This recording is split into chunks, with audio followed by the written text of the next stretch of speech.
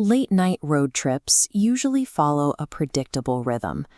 A group of friends boarded a bus heading to Shimla, anticipating a routine weekend of mountain views and shared laughs. But the logic of a speeding vehicle breaks when they pass an elderly woman standing on the dark shoulder. And then, several kilometers later, they pass the exact same woman again. Next comes a sudden physical anomaly. A passenger's sealed water bottle empties itself in a matter of seconds, creating an urgent biological need to pull over in a dense, unlit stretch of forest. Stepping off the bus represents a crossing into the unknown. They leave the safety of the highway and enter an isolated, vulnerable liminal space. The moment the travelers step into the trees, the bus, along with the driver and everyone else on board, vanishes into thin air.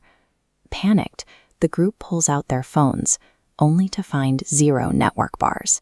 They are effectively erased from the connected world. This points toward a predator that skips physical violence entirely, preferring to systematically dismantle and rewrite a victim's perception of reality.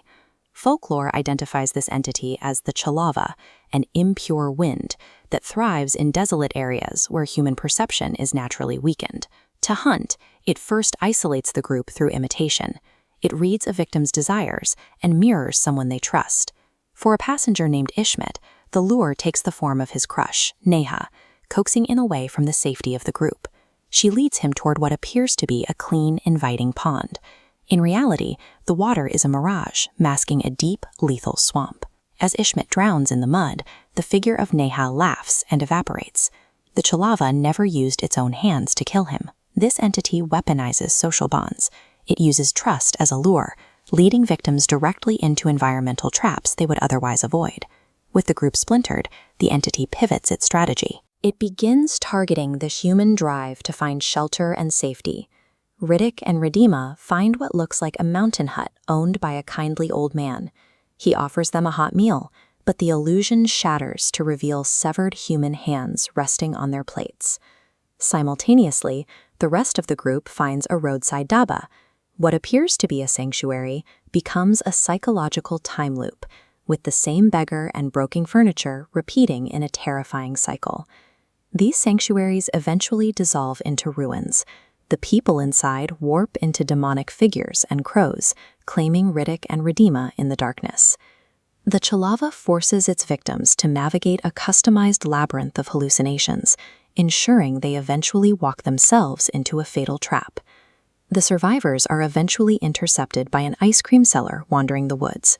He acts as a voice of reason, explaining the rules of the Chhalava's illusions, but the entity forces one final test.